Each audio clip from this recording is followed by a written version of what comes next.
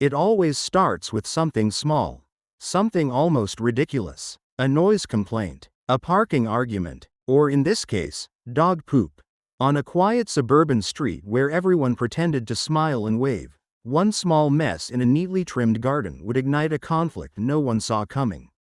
The kind of neighborhood where people judge silently from behind curtains, where gossip travels faster than truth, and where one accusation can ruin a reputation overnight. No one knew that by the end of the day, police sirens would echo through the street, all because of a dog that may not have done anything at all. Mark Henderson loved order. His lawn was cut perfectly, his hedges trimmed at exact angles, and his mornings followed the same routine every single day. Coffee at 6, newspaper at 6:30, garden inspection at 7. So when he stepped outside that morning and saw it, a pile of dog poop right in the center of his spotless grass, his face twisted with anger. To Mark, this wasn't just filth. It was disrespect, an attack on his pride. And in his mind, there was only one possible culprit, the neighbors next door and their dog. Across the fence lived Daniel and his family. Quiet people, polite, the kind of neighbors who kept to themselves and waved hello without ever causing trouble. Their dog, Bruno, was a gentle golden retriever who rarely barked and was always on a leash during walks. But Mark had never liked them. He thought they were careless, too relaxed, too casual for a street that he believed should look perfect at all times. As Mark stared at the mess on his lawn, his anger found a target, and once he decided they were guilty, nothing could change his mind. Instead of knocking on their door like a normal person, Mark pulled out his phone. He took photos from every angle. He zoomed in. He recorded videos, narrating angrily as if he were already building a case. "This is what I deal with," he muttered, pacing his yard. Curtains twitched along the street as neighbors noticed his raised voice. Some shook their heads. Others watched silently, curious. Mark wasn't just documenting a problem, he was preparing a public humiliation. And he was convinced that today, he would finally put an end to what he called their carelessness. Within minutes, Mark marched to Daniel's house and knocked hard, each hit louder than the last. Daniel opened the door, confused, Bruno sitting calmly behind him. "Control your dog," Mark snapped, pointing aggressively toward his yard. Daniel blinked. "Our dog hasn't even been out this morning," he replied calmly. That answer only fueled Mark's rage. "Don't lie to me," he shouted, loud enough for the street to hear. "I've got proof." And with that, Mark turned away, dialing his phone, not to talk things out, but to call the police. The police arrived quicker than anyone expected. 2 officers stepped out of the patrol car, calm but alert, scanning the quiet street now buzzing with curiosity. Neighbors had gathered on sidewalks, pretending to water plants or check their mail while listening closely. Mark stood proudly near his garden, arms crossed, as if he were certain justice was already on his side. Daniel walked out of his house slowly, Bruno sitting obediently at his feet. The contrast was striking. One man fueled by anger, the other visibly confused but composed. Mark wasted no time. He pointed dramatically toward the lawn and began explaining his version of events, showing photos and videos on his phone. "This happens all the time," he insisted, though no one else on the street could recall a single previous complaint. One officer listened carefully while the other observed Bruno, who sat quietly, tail wagging gently. "Has your dog been outside this morning?" an officer asked Daniel. "No," Daniel replied honestly. "He's been inside since last night." The answer didn't match Mark's certainty, and that made him even louder. As the questioning continued, something small but important caught the attention of a few neighbors. The poop on Mark's lawn looked fresh, but not tracked. No paw prints, no disturbed grass leading from the sidewalk. One elderly woman across the street frowned slightly, her eyes narrowing as she looked more closely. The officers noticed it too. They didn't say anything yet, but their body language shifted. This wasn't as simple as Mark wanted it to be. And for the first time, a hint of doubt crept into the situation. Mark sensed the shift and grew defensive. "Are you saying it's not their dog?" he snapped. Because it didn't just fall from the sky. One officer responded calmly, reminding him they were only gathering facts. Daniel stood silently, feeling the weight of being accused in front of his neighbors. It wasn't just about the dog anymore, it was about trust, reputation, and dignity.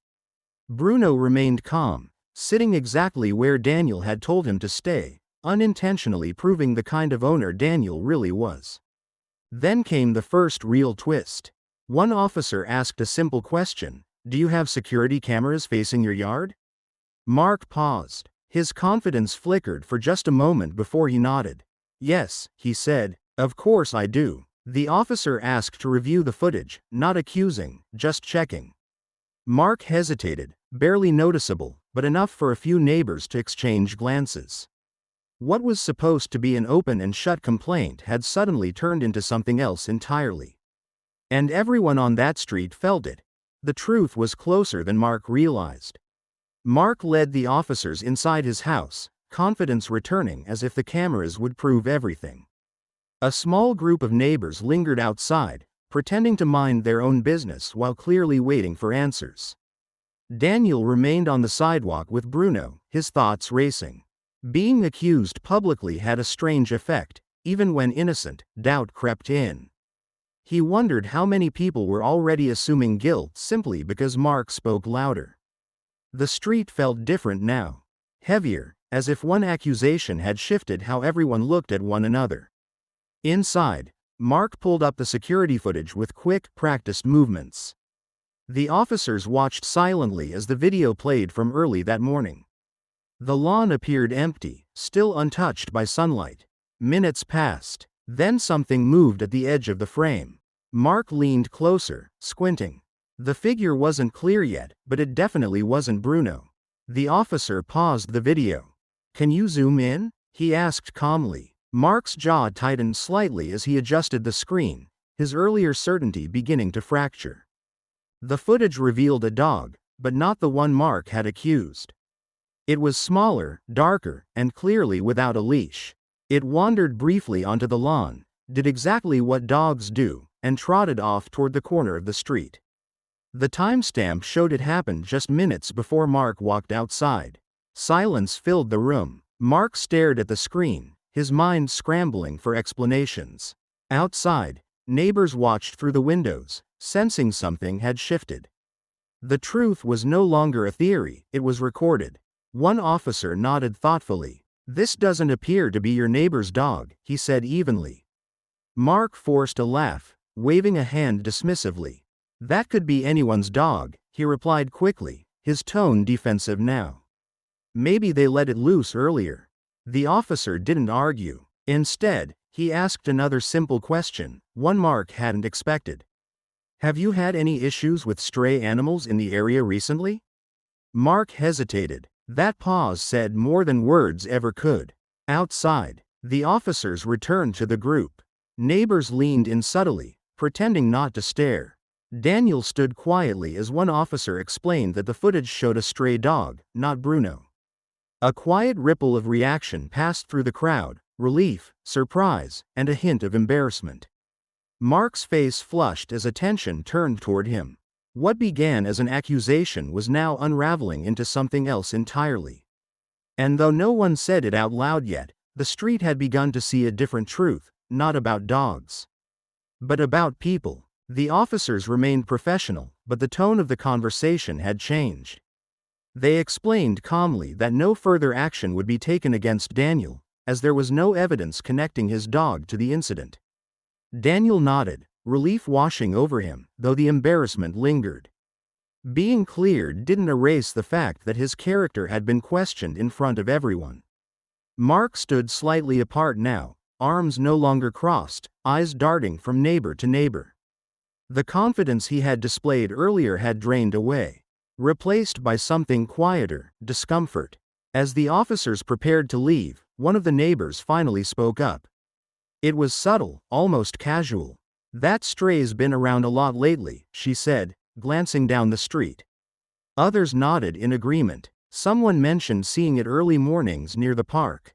Another admitted they had nearly blamed Daniel themselves but never said anything. The twist wasn't dramatic, it was social. People realized how easily they had accepted Mark's accusation without question. And that realization sat heavily with them. Mark tried to regain control of the narrative. "Well, someone still needs to take responsibility," he muttered, more to himself than anyone else.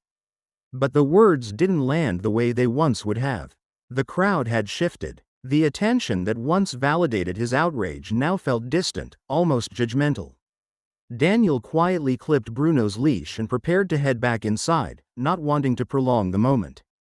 Bruno wagged his tail, oblivious to the tension he had unknowingly been dragged into. The patrol car pulled away, leaving behind an uncomfortable silence. Neighbors dispersed slowly, some offering Daniel small nods of apology, others avoiding eye contact entirely. One man stopped briefly and said, "Sorry that happened to you." It wasn't loud, it wasn't dramatic, but it mattered. Mark watched all of this unfold, realizing that something intangible had changed. He hadn't just made a false accusation, he had exposed how quickly anger could turn into public judgment. That afternoon, the street returned to its usual quiet rhythm, but it didn't feel the same. Conversations behind fences carried a different tone. People waved a little more cautiously, listened a little more carefully. Mark stayed indoors longer than usual, his pristine lawn untouched but no longer admired. Daniel sat on his porch later that evening, Bruno resting at his feet, reflecting on how close he had come to being labeled unfairly. The twist of the day wasn't about the dog at all. It was about how fragile trust can be when assumptions speak louder than truth. Over the next few days, the incident lingered in subtle ways. Conversations paused when Mark walked past. Invitations to small neighborhood gatherings quietly stopped coming. No one confronted him directly, but the warmth he once took for granted had cooled. Mark noticed it immediately. The street that once felt orderly and predictable now felt distant, almost unwelcoming. For the first time, he wondered if calling the police had been less about solving a problem and more about asserting control, and whether that instinct had cost him something far more valuable than pride. Daniel, on the other hand, found himself experiencing an unexpected shift. Neighbors who had barely spoken to him before now stopped to chat. Someone asked about Bruno's name. Another apologized again for assuming the worst. The support was quiet but sincere. Daniel realized how close he had come to being isolated over something he didn't do, and how fragile trust could be when fear and assumptions took the lead. The incident had shaken him, but it had also revealed who in the neighborhood valued fairness over convenience. One evening, Mark stood at his window watching Daniel walk Bruno down the street, leash in hand, calm and routine as ever. The dog paused to sniff a tree, tail wagging, harmless and ordinary. Mark felt a knot tighten in his chest. The situation replayed in his mind, the accusation, the raised voice, the cameras, the police. None of it had brought him peace. Instead, it had exposed a side of himself he hadn't wanted to see. Order without empathy, he realized, wasn't order at all. A week later, Mark made a decision he never thought he would. He walked across the street and stopped at Daniel's gate. The moment stretched uncomfortably before he spoke. "I handled that badly," he said, avoiding eye contact. "I should have talked to you first." Daniel studied him carefully, then nodded. "Yeah," he replied simply. It wasn't forgiveness, but it was acknowledgement. Sometimes accountability didn't come with applause, just a quiet understanding that something had gone wrong. Life slowly returned to normal, but the street was different now, more aware, more cautious, more human. The lesson spread without speeches or arguments. Accusations carry weight, assumptions leave scars, and sometimes, the smallest incidents reveal the biggest truths about how people treat one another. The dog poop was cleaned within minutes that first morning, but the impact of that day lingered far longer, reminding everyone that respect, once questioned publicly, takes time to rebuild. Weeks later, the memory of that morning still surfaced in quiet moments. Not as anger, but as reflection. The street had returned to its routines. Trash bins out on schedule, lawns trimmed, dogs walked at dawn, yet something invisible had shifted. People spoke more directly now. Small disagreements were handled with conversation instead of accusation. It was as if everyone had learned, without being taught, how quickly assumptions could spiral into something unnecessary and hurtful. The incident had become an unspoken reminder. Mark found himself changing too, though slowly and without announcement. He stopped checking his cameras obsessively. He spent less time inspecting his lawn and more time noticing the people around him. When small annoyances arose, he paused instead of reacting. The desire to control everything hadn't disappeared, but it no longer ruled him. He had learned, in the most uncomfortable way possible, that being right mattered less than being fair, and that public accusations leave marks long after the problem itself is gone. Daniel never spoke about the incident unless asked. He didn't want sympathy or attention. But he became more intentional, greeting neighbors, joining conversations, choosing patience even when it wasn't easy. Bruno remained the same gentle presence, unaware of how close his owner had come to being judged unfairly. Sometimes Daniel thought about how easily the story could have gone differently if there hadn't been cameras, if there hadn't been witnesses, if truth hadn't had a chance to speak for itself. The neighborhood didn't crown heroes or villains. Life isn't usually that simple. Instead, it left everyone with something quieter and more lasting: awareness. The understanding that calling authorities should never replace communication. That frustration doesn't justify humiliation. And that once a reputation is questioned publicly, repairing it takes more than an apology. The real consequence of that day wasn't punishment, it was perspective. All of it began with something small, something almost laughable, but it ended with a lesson worth remembering. Before you accuse, pause; before you assume, listen; and before you react, ask yourself whether you're seeking resolution or just control. Because sometimes, the mess isn't in the yard at all, it's in the way we treat each other.